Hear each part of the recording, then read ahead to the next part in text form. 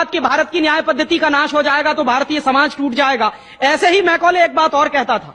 Macaulay की लिखी हुई एक चिट्ठी है मेरे पास, उसकी फोटोकॉपी। लंदन में एक लाइब्रेरी है, उसका नाम है इंडिया ऑफिस लाइब्रेरी, वहां से मैंने निकलवाई है। इंडिया ऑफिस लाइब्रेरी में से ऐसे कुछ 50,000 से ज्यादा डॉक्यूमेंट्स मैं निकाल के लाया और वहां के कई लोगों की मदद से हमने वो निकलवाए हैं। तो उनमें एक चिट्ठी है मैकॉले की, वो उसके अपने पिताजी को उसने लिखी है। जब वो यहां ऑफिसर बन के आया है तो मैकॉले क्या लिख रहा है कि भारतीय समाज को अगर बर्बाद करना है तो भारतीय न्याय पद्धति बर्बाद करो। तो वो करने के लिए उसने आईपीसी बना दिया, सीआरपीसी बना दिया, सीपीसी बना दिया और बर्बाद हुई। दूसरी बात वो कहता था कि भारतीय समाज को बर्बाद करना है तो भारतीय शिक्षण पद्धति का नाश करो। तो मैकॉले कहा करता था कि जो भारतीय शिक्षण पद्धति है, वो खुद मानता था इस बात को, यह दुनिया की सबसे ज्यादा विकसित और सबसे अच्छी पद्धति। क्या होता था, यहां गुरुकुल चलते थे, गुरुकुलों में विद्यार्थी पढ़ते थे और विद्यार्थी 20 साल तक 25 साल तक ब्रह्मचर्य का पालन करते हुए शिक्षा ग्रहण करते थे, संस्कार मिलते थे और वो संस्कार लेकर समाज में जाते थे। उन्हीं संस्कारों से संस्कृति बनती थी और वही संस्कृति भारतीय संस्कृति कहलाती थी। ऋषि थे, मुनि थे, बड़े बड़े ज्ञानी थे, महात्मा थे, वो गुरुकुलों को चलाया करते थे और सारे के सारे गुरुकुल जो चला करते थे उनमें वेदों का अध्ययन, पुराणों का अध्ययन, उपनिषदों का अध्ययन, जो भारतीय ज्ञान है, जो भारतीय मनीषा है, उन्हीं सबका अध्ययन संस्कृत के माध्यम से कराया जाता था।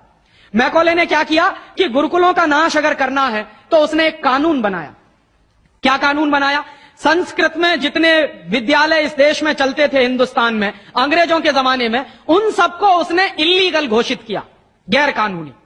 और उसने प्रतिबंध लगा दिया कि संस्कृत भाषा के माध्यम से कोई भी गुरुकुल चलेगा उसको अंग्रेजी सरकार मान्यता नहीं देगी। तो मान्यता किसको देगी?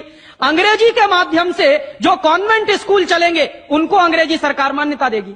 और उसके लिए बाकायदा उसने कानून बनाया। उस कानून का नाम है इंडियन एजुकेशन एक्ट। और यह इंडियन एजुकेशन एक्ट लागू हुआ 1858 में, आज से लगभग 140 साल पहले। तो 140 साल पहले जो कानून लागू हुआ था अंग्रेजों के जमाने में, वही कानून आज भी चल रहा है। उस कानून के आधार पर मैकॉले ने क्या किया? संस्कृत के माध्यम से चलने वाले गुरुकुलों को बर्बाद कर दिया, कानून बना के उनको बंद करा दिया।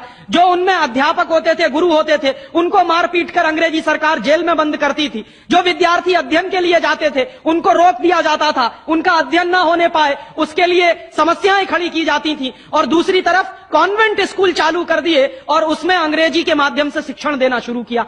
एक दिन उसने अपने बाप को चिट्ठी लिखी और इस चिट्ठी में उसने ये लिखा कि मैंने हिंदुस्तान में एक ऐसी शिक्षण पद्धति पैदा कर दी है जिसमें अगर हिंदुस्तानी विद्यार्थी पढ़ेंगे तो पढ़कर निकलने के बाद वो शरीर से हिंदुस्तानी होंगे, दिमाग से सब अंग्रेज हो जाएंगे। वो देख रहे हैं, अभी देख रहे हैं। तो शरीर से हिंदुस्तानी और दिमाग से अंग्रेज।